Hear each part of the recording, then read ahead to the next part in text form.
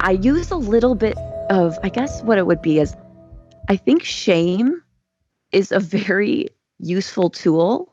And so is a little self-hatred. Oh and I my hate to say God, that. you're so dark. All right. I know I'm the worst. And that's why I was like, why am I on the show?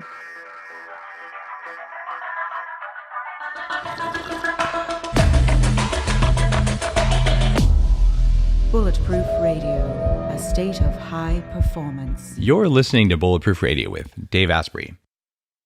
Today's cool fact of the day is that we're getting pretty close to brain zapping implants that could help you fight depression. Scientists at University of California, San Francisco implanted hundreds of tiny electrodes, about the size of a sesame seed, in the outer layer of a 44-year-old woman's brain. Then they kicked off a tiny electrical, they call it an earthquake, at different spots in her brain.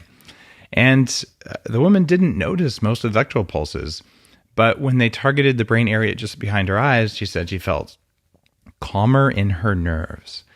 And with stimulation to that one part of the brain, other study participants sat up a little straighter and seemed a little bit more alert. And those positive mood changes that were in response to very light neural jolts brought those researchers closer to a really big goal we've had for a long time, which is a device that you can put into the brain of severely depressed people to detect a big crisis coming on and zap the brain out of it, almost like stopping a seizure.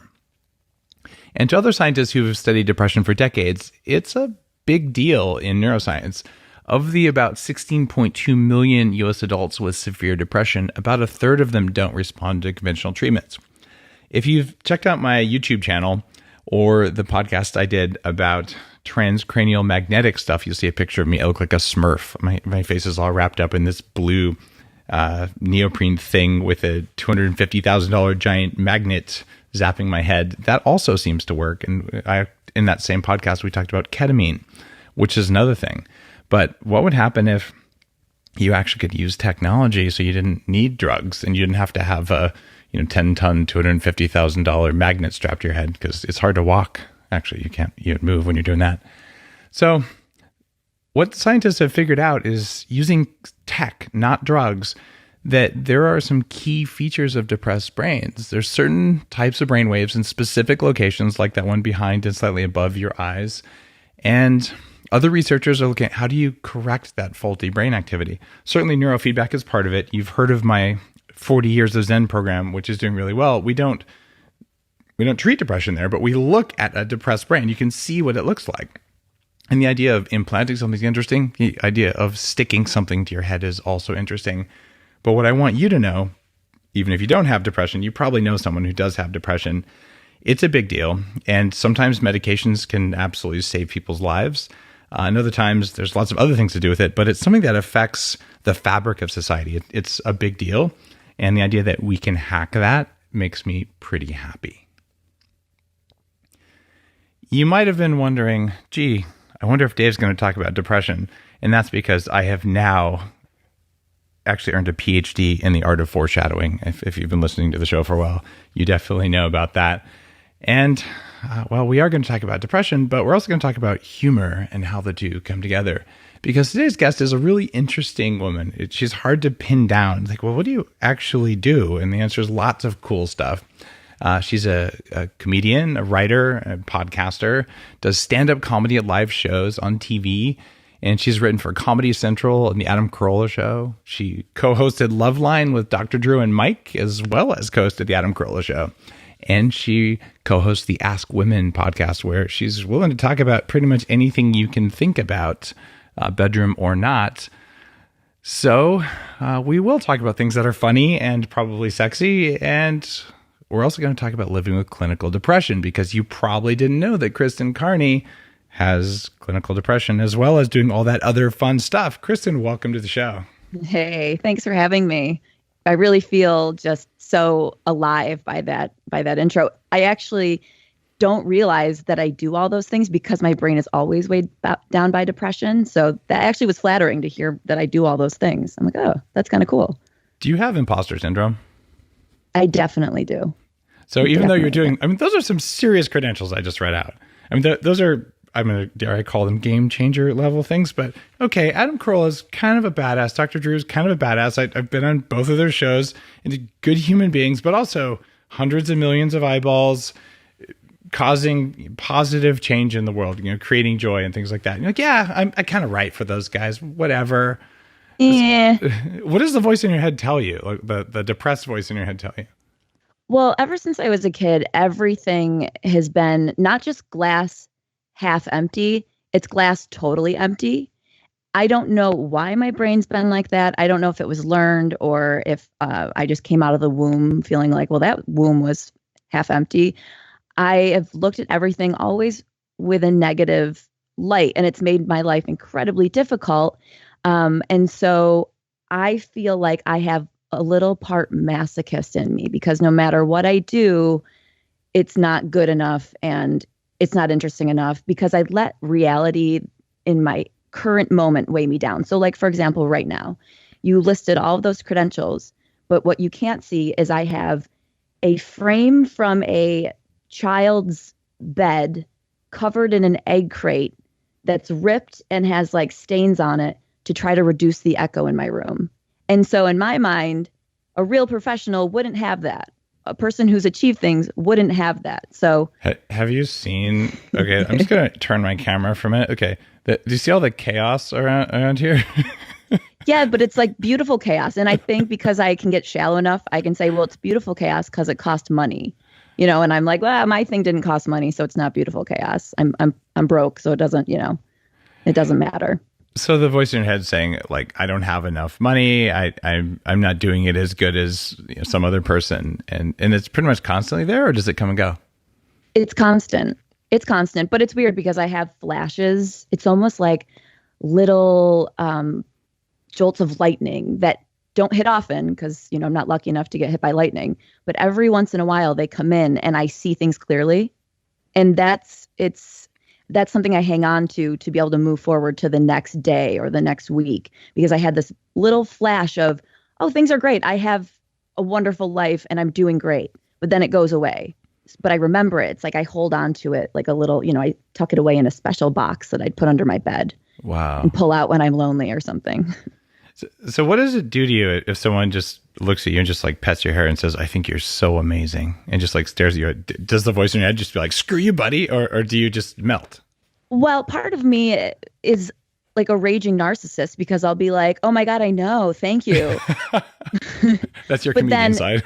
But that's also the non-comedian side, because the like, I feel like part of me is like a Woody Allen type, where it's just constant talking to myself. No, this was wrong. I shouldn't have done this.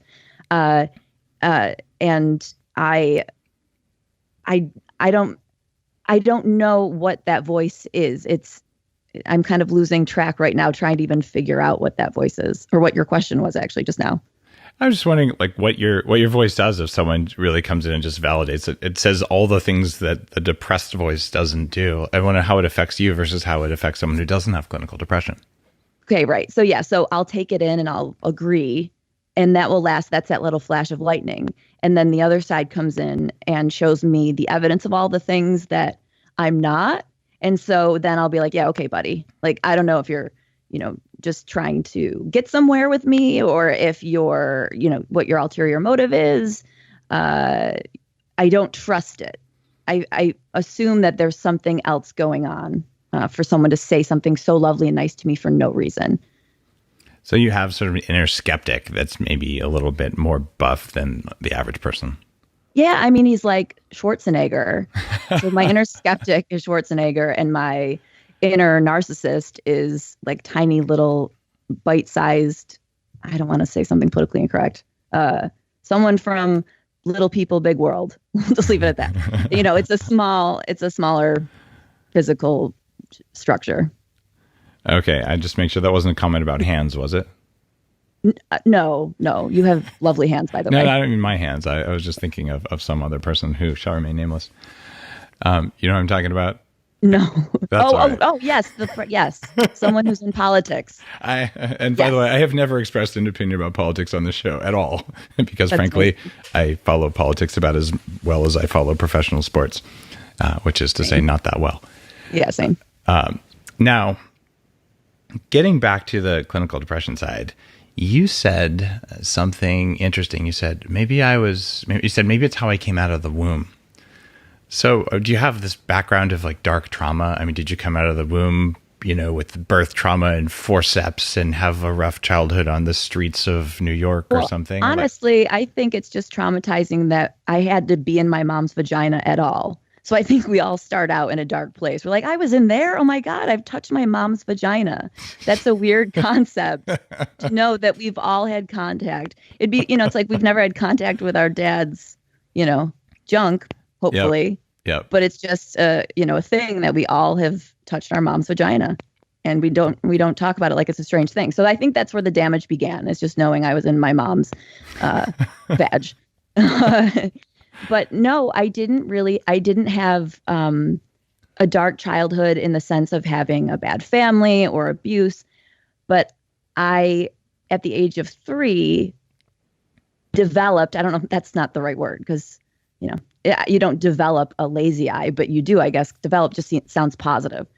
Like your growth is development. But with me, I, at the age of 3, started to show signs of a crossed eye, which turned out to be something called accommodative esotropia, which essentially is, I guess, your muscle trying to see clearly, and in its attempt to see clearly, your eye crosses. It's almost like it can't pet its, head and rub its belly at the same time. It's like you can't do two things at once. So your eye is essentially giving up the straightness in order to see 20/20. Wow. So at that young age, all I knew was, those are my first memories are of having a crossed eye. And I think that affected me so deeply. But you don't still have a crossed eye. At least I don't see it. Do you? Actually, well, I have this special thing on the camera here that makes my eye look straight.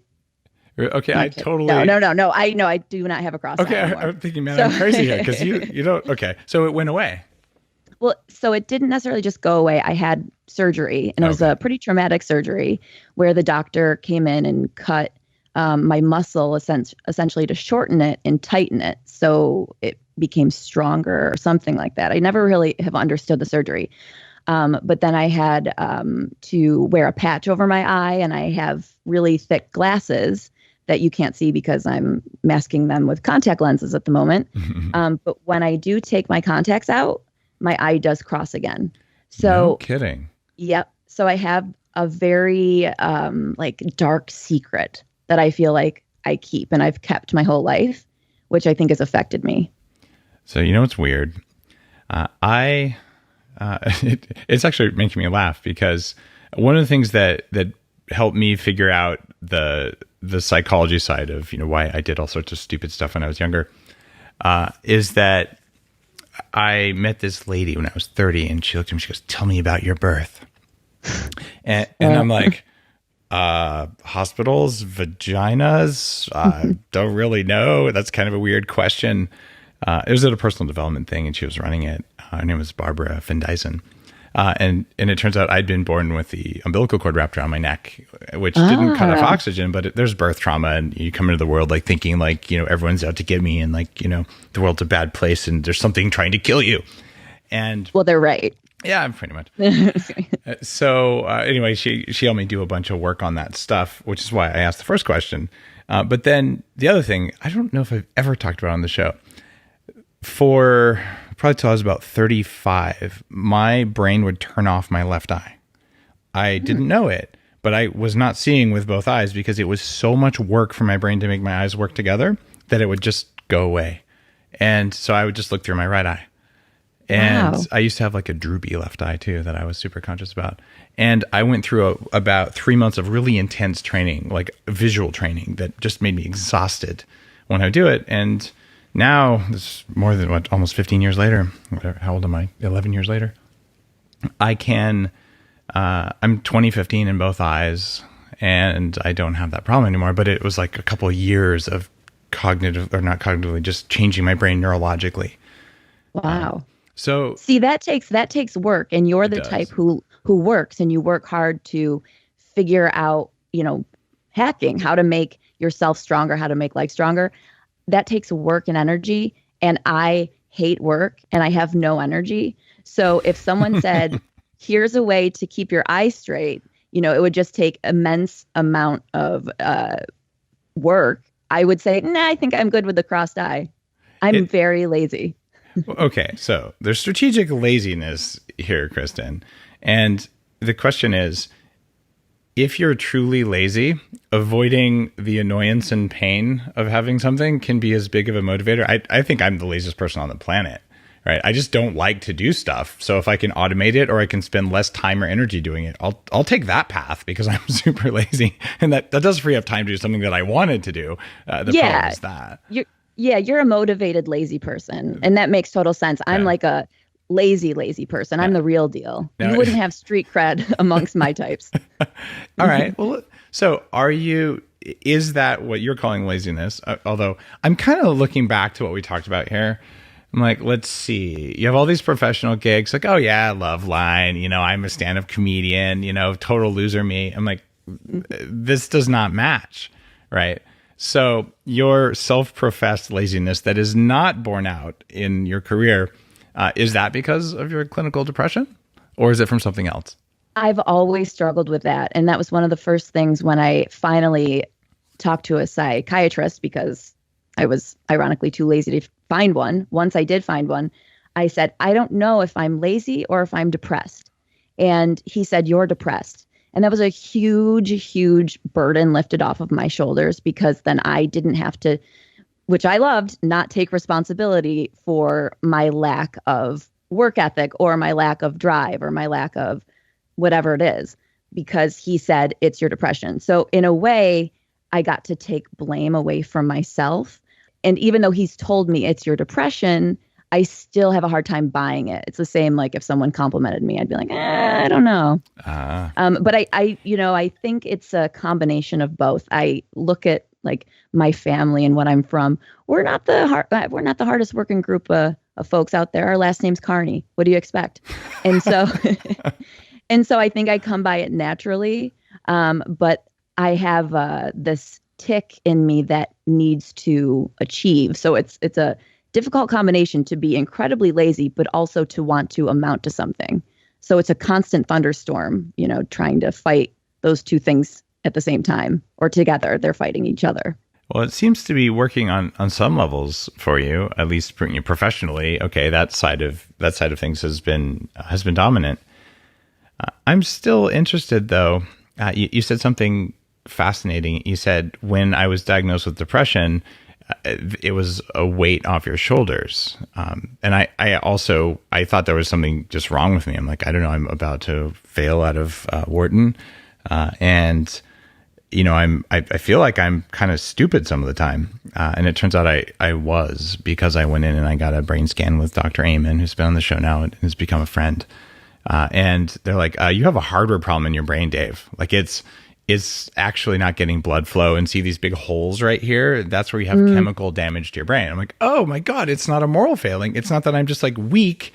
It's that there's something that is wrong, and I'm pretty sure we can fix a hardware problem. So I went in and, did a bunch of stuff, and I was like, wow, I didn't even know how, I don't know the upper levels of what my brain's capable of. I'm still plumbing that.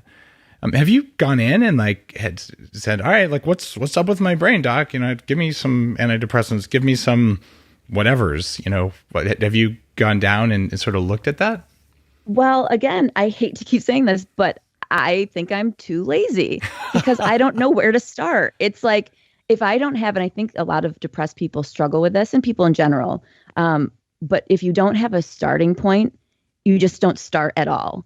And so for me, if I don't have a starting point, like I don't know where to look necessarily to get a brain scan. I don't know how much that would cost. I don't know, blah, blah, blah. And so when you're depressed, you're so weighed down by the smallest little tasks, like, getting up to take a shower, or, paying your car bill.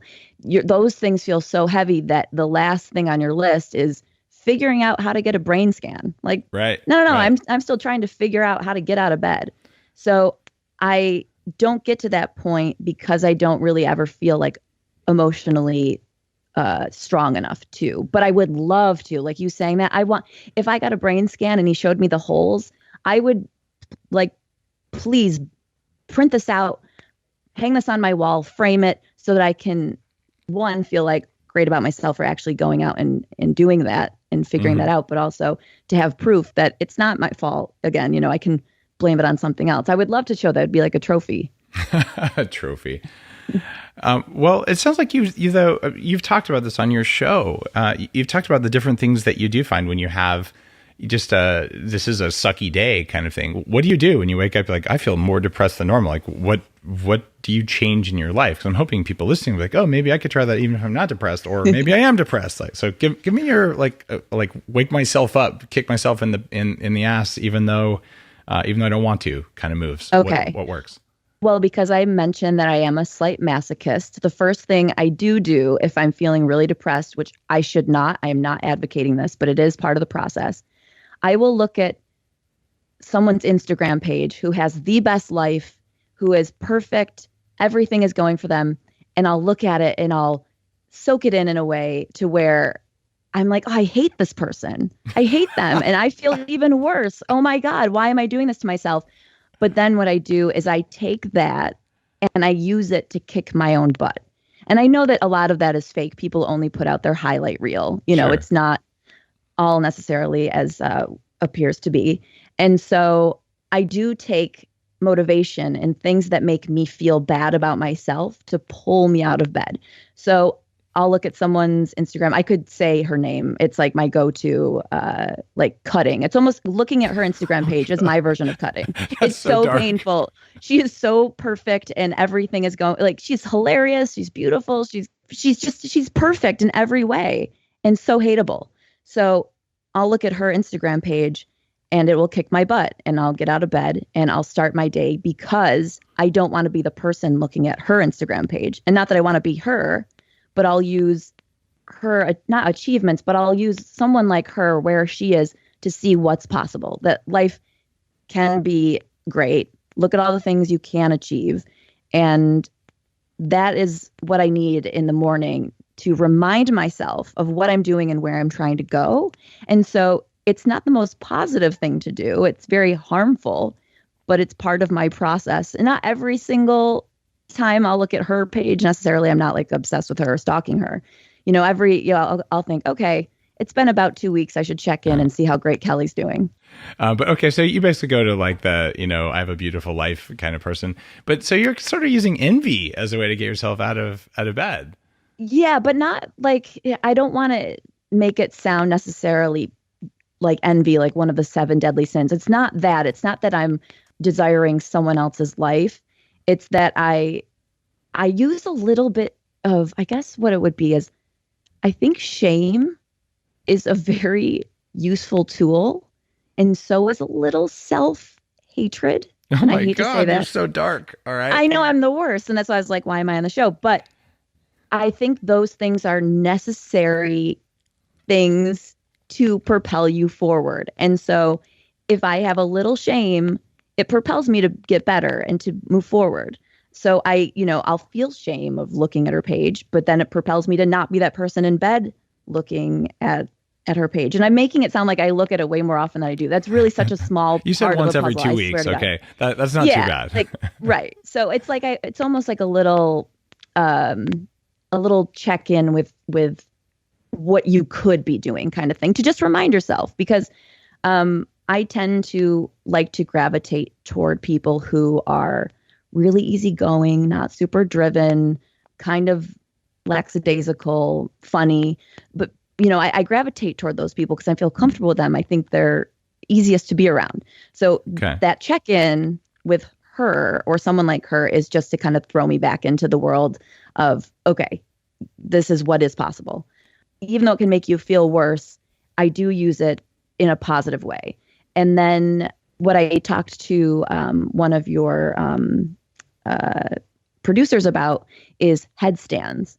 I do a crazy amount of headstands, which is incredibly therapeutic. And when I talked to your producer, I actually didn't really understand the biology of why it was so therapeutic. I could guess, But then once we got off the phone, I ended up looking it up and reading more about it and understanding a little bit more about what goes on in the brain. So my morning routine usually begins with a headstand. And that is only because I can't begin it with coffee because I have a sensitivity to coffee. Otherwise, I would be addicted to Bulletproof and just drink it nonstop. And I would be like, screw headstands. I can get this in a yummy cup.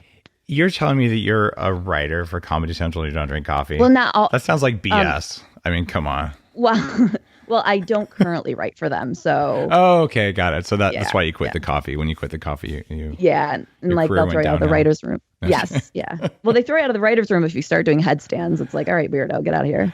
Well, the headstands, I think, are a fantastic idea. And assuming that you don't have an aneurysm or something like that, probably anyone with depression could benefit from just being upside down, even if it's on a tilt table. Because, hey, what would happen if you had more blood in your head? Your brain might work better. It can make a big difference. Right. Well, someone pointed that out to me about the aneurysm thing. I had posted online. I started doing headstands and was really excited about it, very proud of myself. I could never do one before. I never knew I could do a headstand. And so, of course, someone wrote to me and said, you know, you could get an aneurysm, or you could, there's a story of someone having, I don't know if it was a stroke or something because they did too many headstands. And then, of course, I was torn between, should I take the risk, or, you know, is this so silly? It's 1 in a billion people will have that happen to them. So I ignored the danger, not that there's danger, because I'm not a very brave person. I would never skydive or anything like that. So for me, this is my version of skydiving every morning. Well, I think given the number of people who do headstands and go upside down and the number of deaths, it's one of the things like sharks. You know, sharks kill 7 people a year, and mosquitoes kill 750,000 people a year. But how many of us are? No, do they really? Totally. Oh my God. Well, so, I mean, if you want something to be scared of, I know where to send my enemies. Yeah, exactly. I just go to a tropical region without malaria medication. But it's one of those things where we have these cognitive biases. So I truly believe that for people who do not know that they have a high risk of aneurysm, as in it's in your family or you've had an MRI, doing headstands is probably pretty darn safe. You know, in the overall scheme of things that you could do, it's probably as safe as driving. Yeah, and I'm like, if I go that way, at least I went out doing something I love. I don't know. I never thought I'd say I love headstands, but yeah. And you say you're sensitive to coffee. Now, you've tried actual Bulletproof coffee. Like you can, because I gave up all coffee for 5 years because I was sensitive to it until I hacked the bean production process. And I'm like, okay, I can do it. So you've done my beans? I have not done your beans. Oh my God. I'm sending you some of my beans. They're tested for these mold toxins that make me tweak, and they make a lot of people tweak. So we stopped fermentation in the creation of the coffee beans. Interesting. So my sensitivity developed before I heard of Bulletproof. But once I saw Bulletproof, I was like, oh man, I would have loved that. But it was like, it was back in the day when I realized I had the sensitivity. I'm going to send you some cold brew. It's already made. You don't have to have a coffee maker because you probably don't have one, so you don't drink coffee. I'll just send that to you. And if you drink it and you're like, I feel like a great golden goddess, and I didn't get coffee sensitivity, I'm going to tell you, it wasn't caffeine, it wasn't coffee, it was the other crap that goes on coffee. Oh, I'm excited. I'm gonna like double your writing performance. Cool. Yeah, this will be a really good experiment. However, if I get a horrific migraine and end up vomiting, I'm sending you video of that and making you suffer. Nice. I'll be like, with yeah, me. Bring it on. Your fault. But see, now you sound sadistic, not masochistic. I'm all confused. I don't know. You're a switch. I see how it is.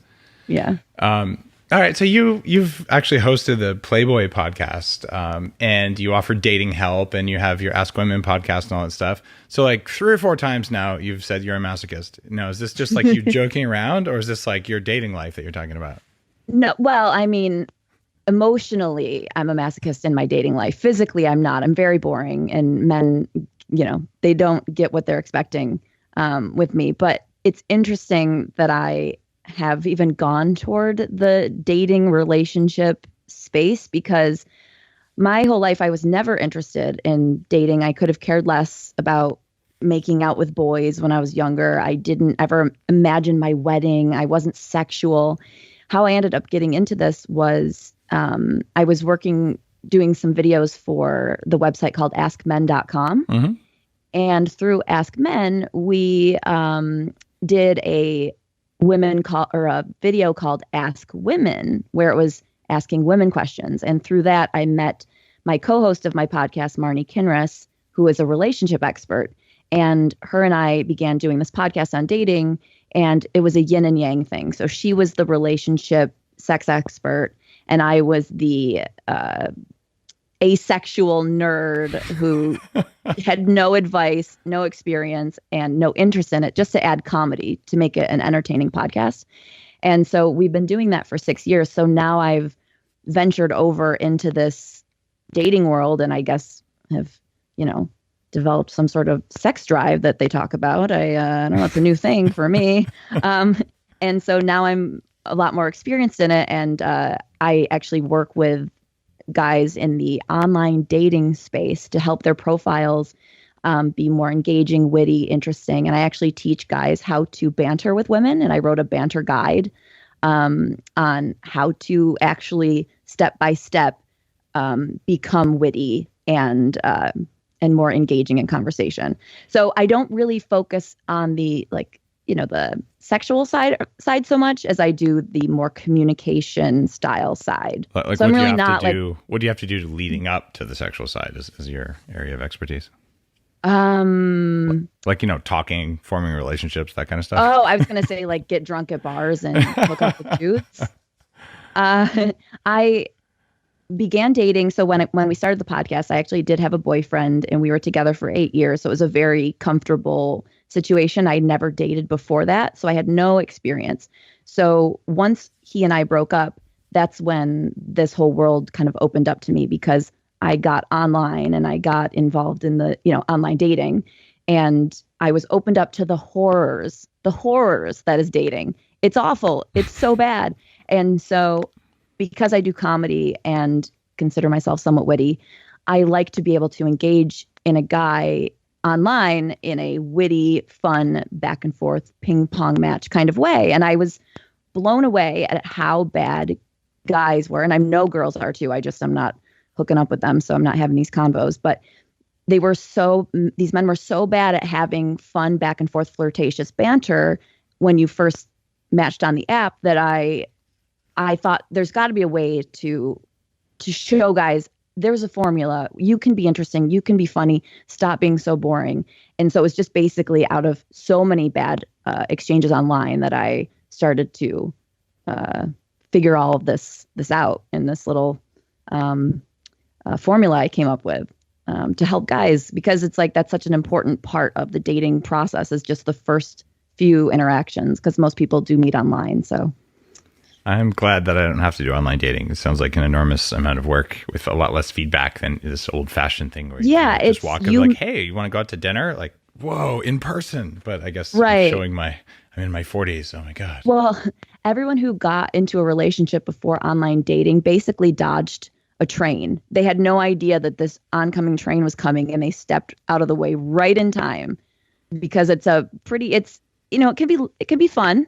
It can be fun, but after a while, it becomes a very daunting, heavy, ominous situation, because people don't get the results they want. They keep trying the same thing over and over. They get frustrated at the opposite sex. So, yeah, it's a whole spiral.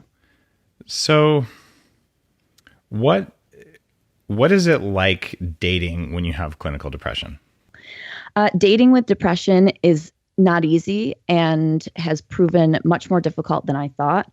And I figured I'm charming enough. I can make the depression look like a, lesser evil than it is. But it's a scary thing for a lot of people, because it's basically learning someone has an STD. You're like, I don't really know if I want someone with emotional herpes. Okay. So do you like people with herpes? Do you go to a dating website for other people with herpes? No problem. We're not getting each other. I think that exists, by the way. It does. Yeah. Yeah. But is there one for meet a clinically depressed single sort of a website? Do you seek out people with depression? Because they'll get me. Well, no, I think you seek out people. Well, yes and no. So I seek out people I can relate with, which would mean maybe they have depression, but I also seek out people who can maybe enhance my my quality of life, and not that that's their burden or that's their job, but I do look for people who are, now I do, this is a learning process. I at first looked for people who could be just as down in the dumps as I could. But now I've learned, the yin and yang, I think balance is so important in everything. And to speak on the apps of finding someone with depression, I don't know if there's an app for that specifically, but there is an app. I don't know if it still exists. We spoke to him through our podcast. An interview never happened, but he advertised on my other podcast called Kristen and Ch, which is a comedy podcast. But anyway, he had an app called Lemonade, which was an app for people with disabilities in every sense of the word. So whether it was a physical disability or a mental disability, that was supposed to be a meeting place for people with, similar problems to find each other. But I don't know if it ever took off. I don't know if it still exists. I never looked on it because, I think maybe it didn't work because people would think, well, I don't, want to wallow in my problem. I want to, be with everybody else or whatever. Right. So it could exist. It may not. I have no idea. Okay, but it was sort of an idea. But your thing is that you don't target other people with depression who might understand it, because you're sort of saying, I just want someone who has lots of energy, and we'd work it out. Okay, at what date do you tell someone, oh yeah, by the way, I have depression? Like, is that like a date number 2? Is that after you've sealed the deal? When is the right time? For me, it's a little different because I have a podcast on depression specifically. Yeah. So I can't really give them like hey, by the way, so they pretty much already know. So I'm lucky in that sense. I just sometimes say, maybe you don't want to listen to the podcast first. Like, it exists, but maybe just avoid it, get to know me 2-3 months, then you can delve into the podcast. But I think for people who are dating, and don't have a podcast to be able to advertise that they're depressed, I think the best time is probably 2 or 3 dates in, when you're enjoying someone's company and you don't ever position it in a negative light. Even though obviously you hear depression, you're immediately going to think this is a negative scenario, but you phrase it in a way that's positive. So you say, I've struggled with depression for a long time, but I've been working my butt off to get it to a better place, and I'm feeling really hopeful because I've, found this and this that works, and I'm in a great routine. And so I'm always getting better with it or something. And even though, if that's not the case and you're struggling deeply, deeply with depression and you're not getting better with it, I think still phrasing it in a way of there's hope for me though is what you want to do. You never want to, it's almost like if you go into a date and you have kids and they didn't know that. I don't know why they wouldn't know that. Maybe if they dated me, I would definitely hide my kids. They'd not be on my social media. I'd be, get out of here. But if they were to go on a date with someone and they didn't tell them they had kids yet, you would never phrase it in a way of, oh, I've got 3 kids. They're exhausting. I'm exhausted. You would phrase it as, I've got these 3 amazing spawns of myself that, are even better than I am, and they're hilarious. And, you always want to put it in a positive light, even if you think it might be a negative thing. Okay. Got it. So you dress it up a little bit. Okay. Yeah. Dress it up, put some lipstick on, but and I hate to be advocating for being disingenuous. I'm not trying to say be disingenuous because it's, putting makeup on a woman. It's what we do. A lot of women like to wear makeup. When we take the makeup off, it's a little like, ooh, whoa. So I'm not trying to, spin it positive when it's not, but to actually find the positive in it. Well, look, dating is disingenuous. Like there are guys, okay, I better do a few push-ups for this date so I look good and I'm going to wear the right shirt or whatever else. And hey, I'm going to shower. Like no one shows up for their date in their worst possible self. So there's always packaging and marketing involved with dating. And I don't think anyone would argue. My theory though, is that if we did show up in our worst possible, we would find someone so much quicker and it would be so much easier. Because it's like the, Marilyn Monroe thing. Like if you don't love me at my worst, you can't love me at my best, or something, whatever that is. But if someone met me without, like, if I was not dressed up, I had no makeup on, and we met at the grocery store, I looked like shit, I hadn't showered, and he was into me, it would be so amazing once I actually did get ready and look good. He'd be like, "Whoa, my God, I found like this rare diamond." His expectations would go. Set expectations low at first. All right. Yes, basically put the bar low. Okay. And then you can go high. All right. So you're having a bad day. You're depressed. Now, does getting some fix that? No. So orgasms don't do anything for depression? Or can you just not have them? You can't really have them if it's your medication. So okay, I don't have many because of my medication. But the orgasm, like quote unquote orgasm, would be,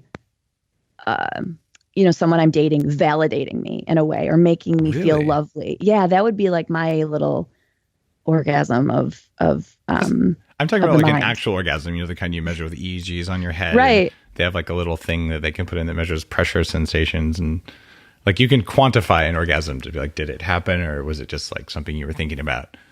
Does a real one with oxytocin and all that, does that raise you up or no? I think for the moment, but I don't know how long that oxytocin lasts. I think that burst. Oh my God, that was good. That's the little lightning bolt I was talking about. That is the lightning bolt you're talking. Okay, cool. You get a little something, something, and then it goes away. And so how do you recreate that and let those chemicals maybe linger longer? I don't know. And that's what I'm always trying to figure out. So, I'm always working on different combinations of things to make the lightning bolt stay longer. Okay, you have to listen to the interview with Dr. Paul Zak, also known as Dr. Love, but not Loveline. He's the guy who's sort of popularized oxytocin. He spoke at one of the Bulletproof conferences. Mm-hmm. And I first met him and he just hugged me. And I was at this weird dinner thing with John Levy where you're not allowed to say who you are or what you do until after dinner. So you're all making dinner together with all these people who do stuff. But wait, can I interrupt you? Yeah. The fault in that is no one who's not doing well will go to that. So everyone's going to be doing well. Yeah. Yeah. And they wouldn't surprise, like, I'm a garbage man. Right. It's like invitation only, but you just have no idea. Apparently there were some famous people there. I didn't really recognize very many famous people. But I did call that one of them was an actress. I'm like, because you're really short, therefore you must be an actress because all the actresses are really short because they look bigger on film. Other than that, I have no idea. But Paul Zak was there. And he has a video that I ended up playing at the conference. 90% of people who watch this 1 minute video have a huge rise in oxytocin. Just from this, it's like a video of a kid with disabilities who's getting attention and love and things like that. Like, whoa. So you play it and you can see the whole audience of thousands of people are just sort of sitting there like, my heart is open. I feel so good. But you would love that because he talks about like what a hug will do for oxytocin. So if if it's oxytocin that's making you not depressed, hey, that's kind of interesting. But I'm sort of looking for your hacks. And right now we know you don't do coffee, but I'm about to fix that. We know that you do headstands. Do you like avoid French fries or eat extra cheesecake, or do you have any sort of nutritional things that help with your depression? Well, I seem to lose my appetite when I'm depressed, which is good and bad. Good because I'm ridiculously thin and women are so jealous of me. Bad because I don't get all the nutrients and all the good things that my brain needs. But I tend to crave things very high in fat because I don't eat often. Mm-hmm. So I don't really watch what I eat because of not eating often. So when I do eat, I'll eat whatever it is that I want. So I do bad things. Like I eat lots and lots of McDonald's. But I do it because it's almost like taking a Xanax for me. It calms me. I think it's the nostalgia, the taste of familiarity. If I'm having anxiety and I go, and I don't do it every time, but occasionally I'll be having such bad anxiety and I'll think a cheeseburger with extra pickles, a medium fry, and an orange soda will cure this. And it does. I'll get satisfied. It makes me feel cozy and warm, and then I feel a lot better. So I know it's not good for me, but I could be doing a lot worse at the same time. But it's also, like it's not good when the next level of worse would be drugs, like it's like McDonald's, drugs, so it's not great, but it's not the worst. Well, a lot of clinically depressed people end up with addiction, at a minimum, nicotine, and certainly alcohol. And then there's all sorts of other drugs. A lot of times it tends to be crystal meth right? Because it's an upper, like I'm feeling depressed, and so give me some Coke and things like that. Has that ever been something that was a part of your life, something you struggled with, or you're like, no, I dodged that bullet? No, I dodged that bullet, and thankfully because of shame. And that's why I promote shame. I think shame is so healthy. So I had never really gravitated toward drugs. It's never been my thing. They've always felt very dirty and shameful and scary to me. And I think the shame has kept me away. And I know that, depression does take you to dark, dark places. So I'm not saying that that's not a possibility. But what I've tended to do, and I don't do it often, I do not have a drinking problem at all. But for when I'm having severe anxiety, I have noticed I do tend to want to get a drink. But I never let that go out of control. And again, it's because of the shame thing. I never want to be hiding something that I do. I never want to be embarrassed of something that I do. I always want to be proud of myself. So I try to keep those as constant in my life, the level of, of integrity and things like that, so that I don't go to those darker places. And it's really hard not to, but shame keeps me healthy. It really does. Wow. That is that. I'm trying to think of the right word for that. I think that's pretty fucked up. That's probably the right word. This whole interview is, and I apologize. No, I'm just like, wow. I used to have a lot of shame, and I don't anymore. I look back on it, and it certainly can be a motivating thing when you think about it. It just comes at a cost, right? Yeah, and too much of it is bad. And again, balance, I think, is so important. If you are completely shameless, I don't think that's healthy. And if you're completely full of shame, I don't think that's healthy. My mom is someone who has way too much shame. And so she can't really and she shouldn't have any shame. She's a perfect little church mouse and does everything right.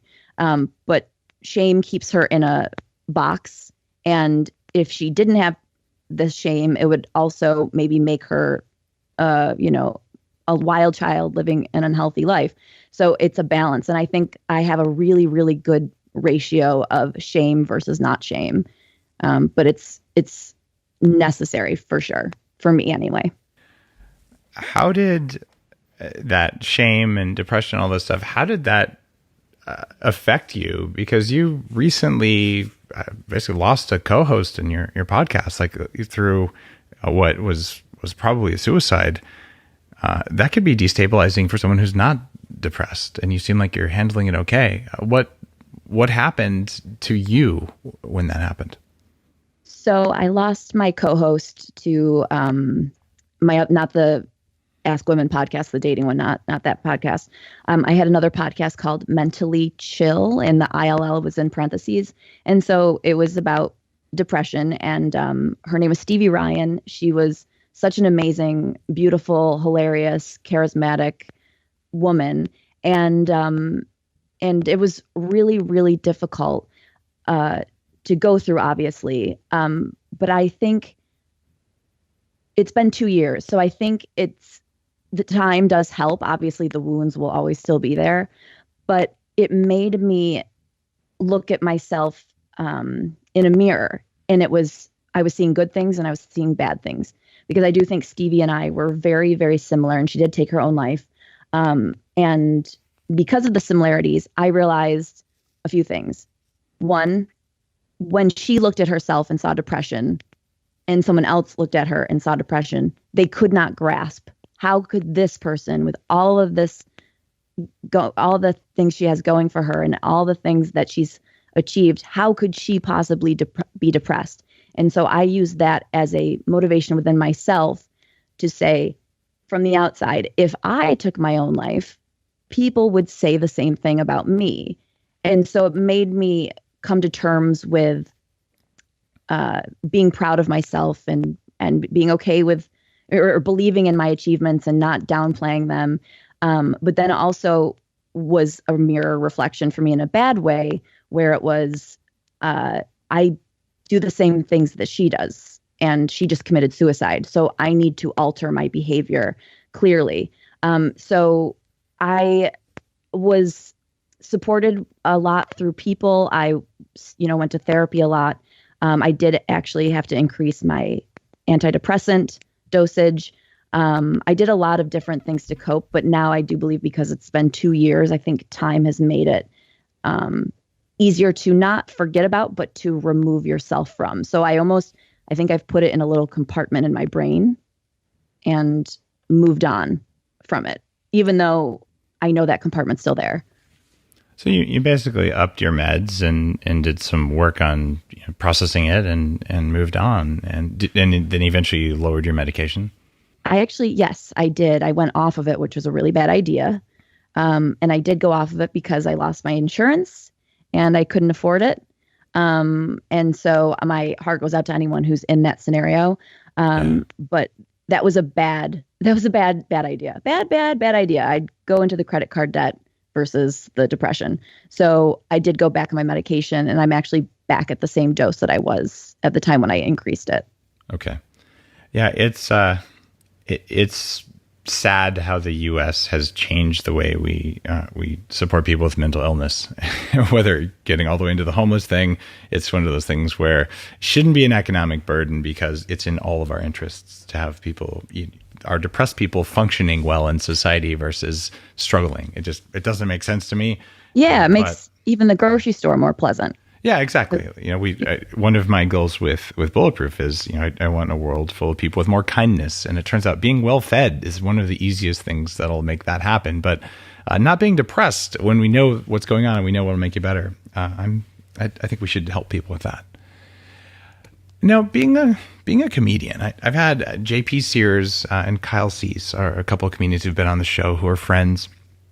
And they both have evolved sort of a personal development angle. And Jim Carrey is another example of someone like that, who's gone from sort of a little bit silly to a little bit more, he's still silly, but he's got a kind of a spiritual side to what he's doing now.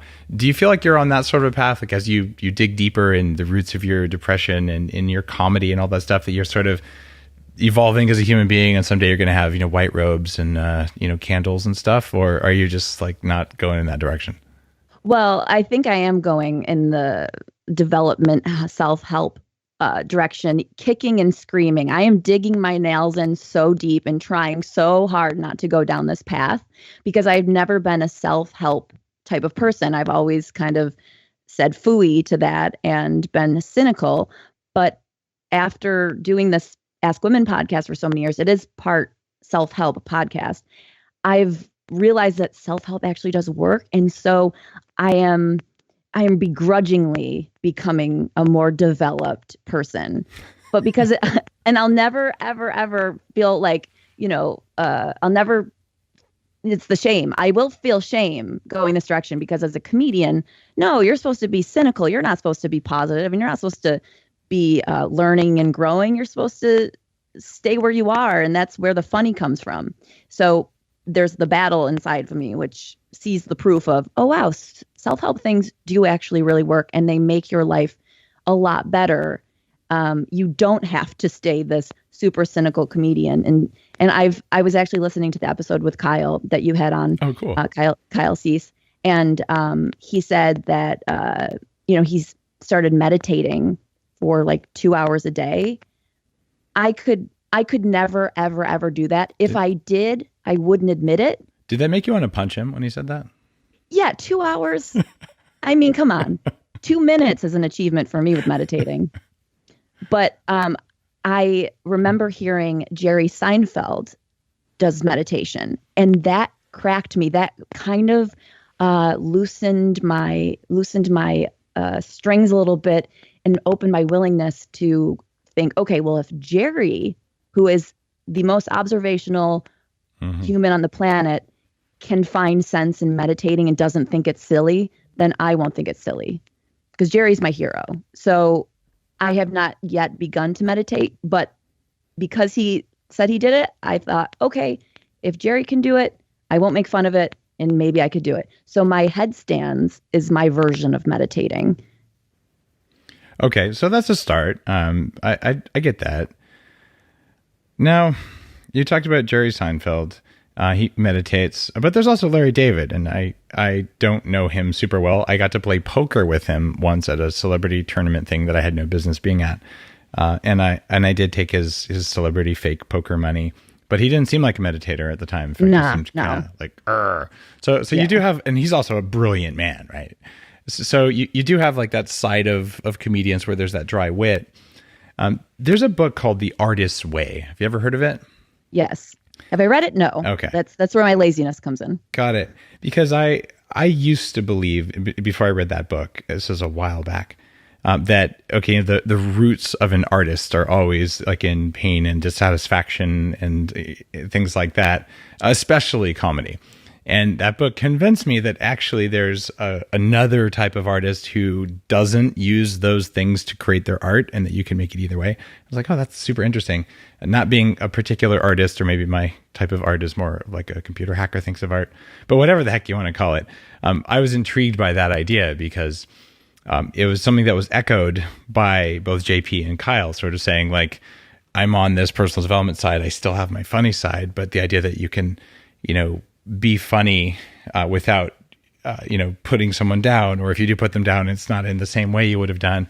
And you can contrast that with like the sort of, Joe Rogan style, dick jokes all the time, sort of more of like the angry side of things.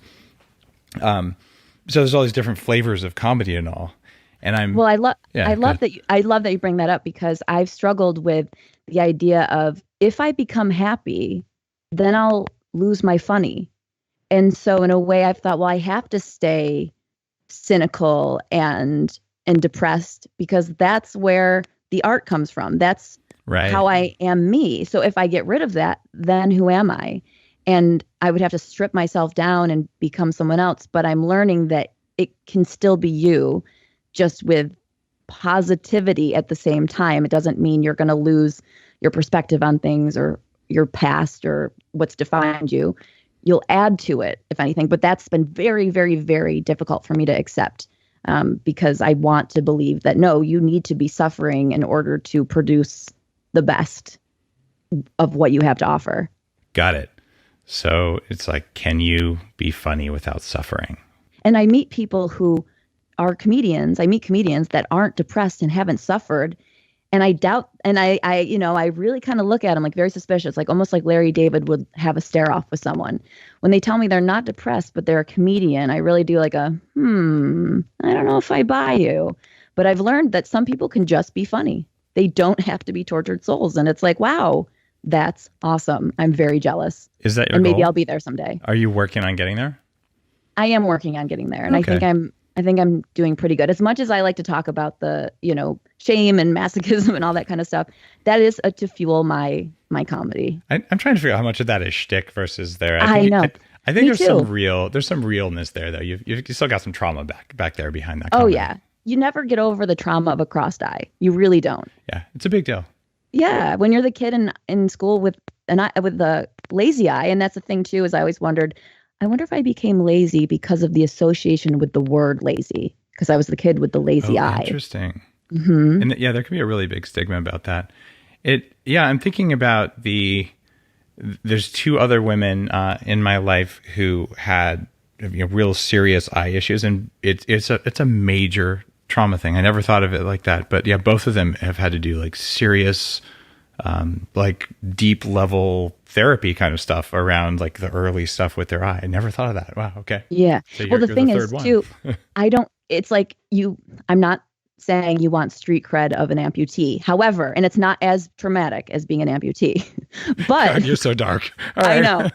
But if you think about it, someone who, is missing their arm or loses their arm in a car accident, there's the recognition of that, which I wouldn't want in a million years. I'm not asking to lose an arm. I would give an arm to not lose an arm, ironically.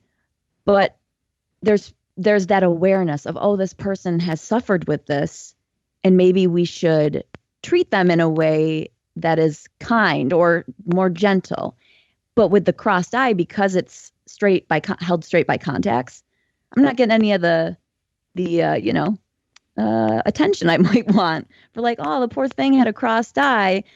let's, make things nice and great for her because she's had to worry about this crossed eye her whole life. So obviously they're two completely different things, but people see me and they don't see a crossed eye and they don't know why I am the way I am.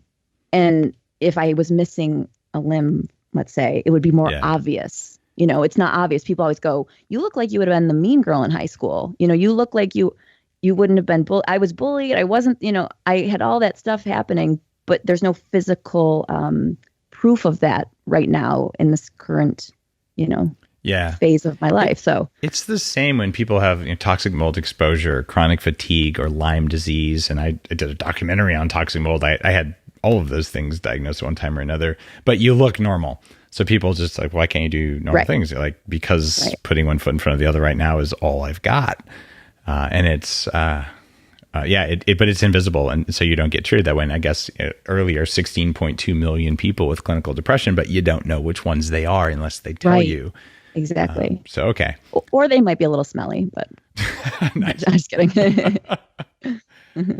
Now, it is hard to shower when you're depressed. I've been there. It's a lot of work to shower. I get it. Mm-hmm. The good news is that if you eat the right stuff, you don't need to shower that often anyway. And I've got my friends at AO Biome. They have this like little spray you spray on your skin, and then it's bacteria that eats all the stuff that smells bad. So apparently some people just stop showering.